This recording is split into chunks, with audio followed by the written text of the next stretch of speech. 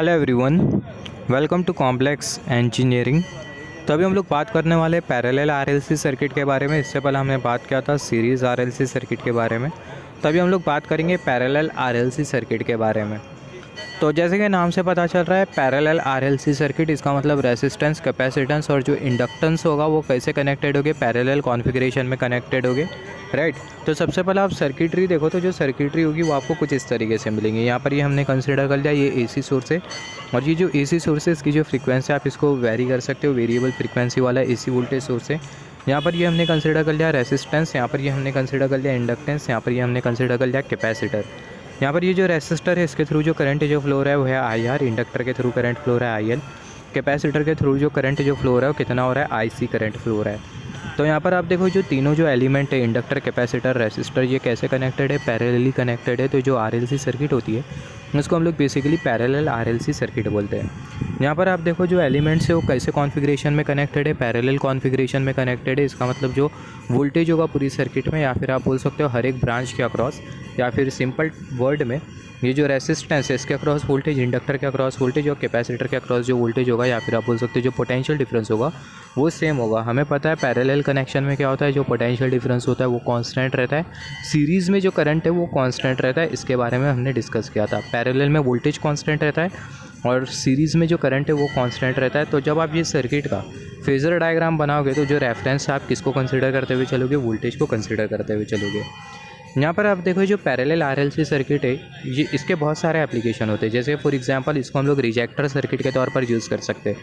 Ejector circuit का मतलब क्या होता है इसके बारे में हम लोग आगे बात करेंगे। नाम से पता चल रहा है सिग्नल को रिजेक्ट करने की टेंडेंसी रखती है सर्किट। सिमिलरली अगर आपको इलेक्ट्रोमैग्नेटिक वेव जनरेट करना हो या फिर इलेक्ट्रोमैग्नेटिक सिग्नल अगर जनरेट करना हो तो आप बेसिकली यूज़ करोगे पैरेलल आरएलसी सर्किट। तो यहाँ पर पैरेलल आरएलसी सर्किट हम लोग क्यों यूज़ करेंगे, इलेक्ट्रोमैग्नेटिक सिग्नल जनरेट करने के लिए, इलेक्ट्रोमैग्नेटिक वेव जनरेट करने के लिए। मे बी आपको यहाँ पर पता नहीं होगा कि इलेक्ट्रोमैग्नेटिक सिग्नल क्या होता है, इलेक्ट्रोमैग्नेटिक वेव क्या होता है। इसके बारे में हम लोग इन डेप्थ डिस्कशन करेंगे। तो यहाँ पर अगर हम लोग देखें, अगर मैं आपको सिंपल वर्ड में बता दूँ, जो इलेक्ट्रिक फील्ड और जो मैग्नेटिक फील्ड दोनों का जो ऑसिलेशन होता है वो प्रोपगेट करते जाता है, और वो जो प्रोपगेशन होता है along with the oscillation of electric field and magnetic field, उसी को ही हम लोग बेसिकली बोलते हैं इलेक्ट्रोमैग्नेटिक वेव। तो यहाँ पर अभी अगर हम लोग देखें, जैसे कि हमने डिस्कस किया, जो पैरेलल आरएलसी सर्किट है इसको हम लोग इलेक्ट्रोमैग्नेटिक सिग्नल जनरेट करने के लिए यूज़ कर सकते हैं, या फिर आप बोल सकते हो इलेक्ट्रोमैग्नेटिक वेव जनरेट करने के लिए यूज़ कर सकते हो, या फिर आप ऐसा भी बोल सकते हो इलेक्ट्रोमैग्नेटिक वेव सिग्नल जनरेट करने के लिए आप यूज़ कर सकते हो पैरेलल आरएलसी सर्किट को। उसका रीज़न ये होता है कि पैरेलल आरएलसी सर्किट में जो चार्जेस होते हैं उनका ऑसिलेशन हो रहा होता है। मोर प्रिसाइसली आप बोल सकते हो चार्जेस का एक्सेलरेशन और डी एक्सेलरेशन हो रहा होता है, जिसके वजह से होता क्या है, इलेक्ट्रोमैग्नेटिक वेव जनरेट होती है। और यही रीज़न के वजह से हम लोग सीरीज पैरेलल आरएलसी सर्किट को यूज़ करते हैं इलेक्ट्रोमैग्नेटिक सिग्नल जनरेट करने के लिए। तो यहाँ पर आप देखो ऑसिलेशन ऑफ एनर्जी, ये पैरेलल आरएलसी सर्किट में जो एनर्जी उसका ऑसिलेशन होता है, जिसके वजह से होता है कि जो पैरेलल आरएलसी सर्किट है उसको हम लोग यूज़ कर सकते हैं इलेक्ट्रोमैग्नेटिक वेव जनरेट करने के लिए, या फिर इलेक्ट्रोमैग्नेटिक सिग्नल जनरेट करने के लिए। दोनों का मतलब एक ही है। यहाँ पर आप देखो बाकी के पॉइंट के बारे में बाद में बात करते हैं। यहाँ पर आपको क्या दिखाई दे रहा है, सबसे पहले सर्किट में आप देखो आपको इंडक्टर दिखाई दे रहा है और यहाँ पर ये आपको कैपेसिटर दिखाई दे रहा है। तो यहाँ पर ये जो इंडक्टर जो दिखाई दे रहा है वो क्या करेगा, मैग्नेटिक एनर्जी को स्टोर करेगा चार्ज की काइनेटिक एनर्जी के फॉर्म में। और यहाँ पर आप देखो ये जो कैपेसिटर है वो क्या करेगा, इलेक्ट्रोस्टैटिक एनर्जी को स्टोर करेगा चार्ज की पोटेंशियल एनर्जी के फॉर्म में। ये बहुत इंपॉर्टेंट है। तो यहाँ पर अगर हम लोग देखें, जो इंडक्टर है वो एनर्जी को स्टोर करेगा इन the form of kinetic energy of charge in magnetic field. तो जो इंडक्टर है वो मैग्नेटिक फील्ड में एनर्जी को स्टोर करेगा चार्ज की काइनेटिक एनर्जी के फॉर्म में। हमें पता है जो इंडक्टर और जो कैपेसिटर होते हैं वो कैसे एलिमेंट होते हैं, एनर्जी स्टोरिंग एलिमेंट होते हैं। तो जो इंडक्टर है वो क्या करेगा, एनर्जी को स्टोर करेगा चार्ज की काइनेटिक एनर्जी के फॉर्म में मैग्नेटिक फील्ड में, और जो कैपेसिटर है वो क्या करेगा, एनर्जी को स्टोर करेगा चार्ज की पोटेंशियल एनर्जी के फॉर्म में, किसमें, इलेक्ट्रिक फील्ड में। तो यहाँ पर आप देखो inductor store energy in the form of an kinetic energy of charge in magnetic field, और जो कैपेसिटर है वो एनर्जी को स्टोर करेगा, capacitor will store energy in the form of potential energy के फॉर्म में, चार्ज की पोटेंशियल एनर्जी के फॉर्म में। जो कैपेसिटर है वो एनर्जी को स्टोर करेगा और किस में स्टोर करेगा, इलेक्ट्रिक फील्ड में स्टोर करेगा। तो ये बहुत इंपॉर्टेंट है, आपका कॉन्सेप्ट क्लियर होना चाहिए। इंडक्टर मैग्नेटिक फील्ड में एनर्जी स्टोर करता है और जो कैपेसिटर है इलेक्ट्रिक फील्ड में एनर्जी स्टोर करता है, और जो कैपेसिटर है चार्ज की पोटेंशियल एनर्जी के फॉर्म में एनर्जी स्टोर करता है, और जो इंडक्टर है चार्ज की काइनेटिक एनर्जी के फॉर्म में एनर्जी को स्टोर करता है। और जब इंडक्टर एनर्जी को रिलीज़ करता है तो बेसिकली होता क्या है, करंट फ्लो होने लगता है। इसके बारे में हमने ऑलरेडी डिस्कशन किया है in case of LC oscillator. यहाँ पर अभी अगर हम लोग देखें पैरेलल आरएलसी सर्किट में होता क्या है, current does not remain same in parallel RLC circuit. Parallel RLC circuit में जो करंट है वो सेम नहीं रहता।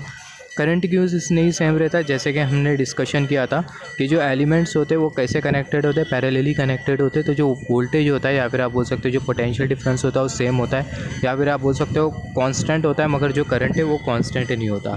तो यहाँ पर आप देखो current does not remain same in parallel RLC. Parallel RLC circuit में जो करंट है वो सेम नहीं होता।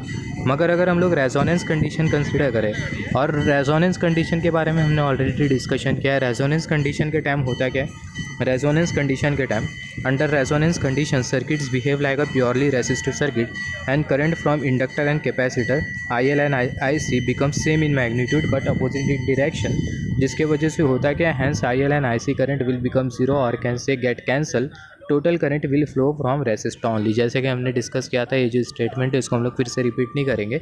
जैसे कि हमने डिस्कस किया था, सर्किट में हमें कंडीशन मिलती है जिसको हम लोग बेसिकली बोलते हैं रेजोनेंस कंडीशन।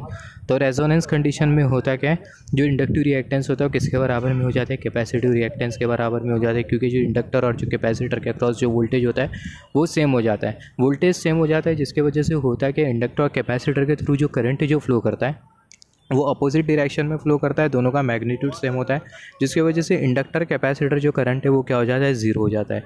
करंट ज़ीरो हो जाता है, और सिर्फ जो करंट है वो किसके थ्रू फ्लो करता है, जो करंट है वो सिर्फ और सिर्फ रेसिस्टेंस के थ्रू फ्लो करता है। और पैरेलल आरएलसी सर्किट में रेजोनेंस कंडीशन में आपकी जो पैरेलल आरएलसी सर्किट है वो एक रेसिस्टिव सर्किट के तौर पर बिहेव करती है।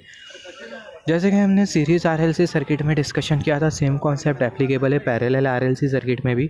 तो जैसे कि हमने डिस्कस किया, रेजोनेंस कंडीशन में होता क्या, जो इंडक्टर और जो कैपेसिटर का जो इफेक्ट होता है पूरी तरीके से क्या हो जाता है, कैंसिल हो जाता है, जिसके वजह से होता है कि हमारी जो सर्किट है रेजोनेंस कंडीशन में वो प्योरली रेसिस्टिव सर्किट के तौर पर बिहेव करती है। और जो करंट है वो सिर्फ और सिर्फ किसके थ्रू फ्लो करता है, जो करंट है वो सिर्फ और सिर्फ रेसिस्टेंस के थ्रू फ्लो करता है। इंडक्टर और कैपेसिटर के थ्रू करंट क्यों नहीं फ्लो करता, क्योंकि इंडक्टर और जो कैपेसिटर का जो करंट होता है वो मैग्नीट्यूड सेम होता है, डायरेक्शन अपोजिट होता है, जिसके वजह से इंडक्टर कैपेसिटर जो करंट है वो पूरी तरीके से क्या हो जाता है, ज़ीरो हो जाता है। तो इसके बारे में हम लोग बात करेंगे रेजोनेंस कंडीशन के बारे में। अगेन रेजोनेंस फ्रीक्वेंसी के लिए जो रिलेशन है उसके भी बारे में हम लोग डिस्कशन करेंगे। यहाँ पर अभी अगर हम लोग देखें, यहाँ पर आप देखो, अगर आप लो फ्रीक्वेंसी कंसीडर करो और हाई फ्रीक्वेंसी कंसीडर करो, अगर आप लो फ्रीक्वेंसी कंसीडर करो और हाई फ्रीक्वेंसी कंसीडर करो एसी की, तो आपको पता होना चाहिए जो कैपेसिटिव रिएक्टेंस और जो इंडक्टिव रिएक्टेंस है उसके लिए हमारे पास ये वाला फार्मूला होता है। हमने डिस्कस किया था कैपेसिटिव रिएक्टेंस और इंडक्टिव रिएक्टेंस का मतलब क्या होता है। यहाँ पर ये जो कैपेसिटिव रिएक्टेंस होता है, सर्किट में जो कैपेसिटर लगा होता है उसके वजह से जो अपोजिशन क्रिएट होता है करंट को, उसी को ही हम लोग बेसिकली बोलते हैं कैपेसिटिव रिएक्टेंस, या फिर सिंपल वर्ड में जो कैपेसिटर जो करंट को अपोज करेगा एसी सर्किट में उसी को ही आप बोलते हो कैपेसिटिव रिएक्टेंस। मगर यहाँ पर आप देखो जो कैपेसिटिव रिएक्टेंस है वो सिर्फ और सिर्फ कैपेसिटर की वजह से नहीं क्रिएट होता, ये पूरी एसी सर्किट का बिहेवियर होता है। सिमिलरली इंडक्टिव रिएक्टेंस के केस में भी सेम होता है, जब इंडक्टर करंट को अपोज करेगा उसी को ही हम लोग बेसिकली बोलते हैं इंडक्टर, जब एसी करंट को अपोज करेगा तो अपोजिशन को ही हम लोग बेसिकली बोलते हैं इंडक्टिव रिएक्टेंस। और अगेन जो इंडक्टिव रिएक्टेंस होता है सिर्फ और सिर्फ इंडक्टर की वजह से नहीं बनता, जो इंडक्टिव रिएक्टेंस है वो एसी सोर्स या फिर आप बोल सकते हो पूरी की पूरी एसी सर्किट की वजह से क्रिएट होता है, राइट। तो यहाँ पर आप देखो जो इंडक्टिव रिएक्टेंस होता है जिसको हम लोग शो करते हैं एक्स सबस्क्रिप्ट में एल से, ये बराबर में होता है 2 पाई एफ एल के, और जो कैपेसिटिव रिएक्टेंस होता है बराबर में होता है 1/2 पाई एफ सी के। तो यहाँ पर आप देखो जो एफ है वो आपको क्या इंडिकेट कर रहा है, फ्रीक्वेंसी इंडिकेट कर रहा है। तो अगर फ्रीक्वेंसी अगर कम होगी तो जो इंडक्टिव रिएक्टेंस होगा वो कैसा होगा, जो इंडक्टिव रिएक्टेंस होगा वो कम होगा। मगर जब फ्रीक्वेंसी कम होगी तो जो कैपेसिटिव रिएक्टेंस है वो ज़्यादा होगा। तो लो फ्रीक्वेंसी पर जो इंडक्टर है उसका तो इफेक्ट नहीं होता, मगर जो कैपेसिटर है उसका जो इफेक्ट है पूरी सर्किट में वो ज़्यादा होता है।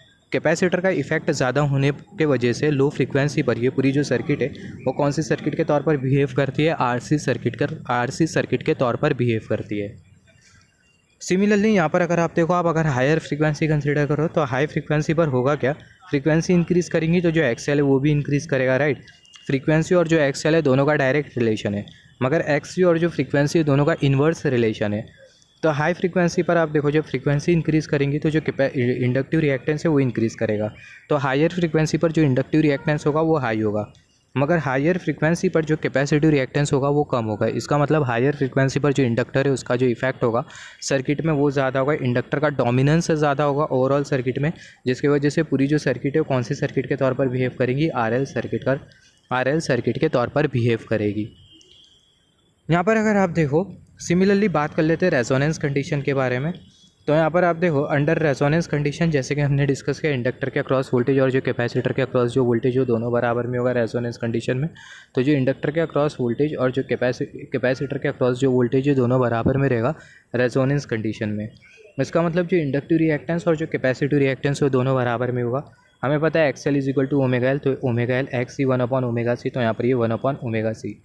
सिमिलरली यहाँ पर ये जो ओमेगा एल है किसके बराबर में होगा 2 पाई एफ एल के, और ये जो 1/ओमेगा सी ओ बराबर में होगा 1/2 पाई एफ सी के। इसको आप फर्दर कैलकुलेट करो तो आपको मिल जाएगा F square is equal to 1/4 pi L C. इसको आप जब फर्दर कैलकुलेट करो तो आपको मिल जाएगा under root F square is equal to 1/√4 pi L C. Further calculate करेंगे आपको मिल जाएगा F is equal to 1/2 pi under root L C. तो रेजोनेंस कंडीशन पर आपको जो फ्रीक्वेंसी जो मिलेंगी पूरी सर्किट की वो होगी F is equal to 1/2 pi under root L C. और जैसे कि हमने डिस्कस किया रेजोनेंस कंडीशन में होगा क्या, रेजोनेंस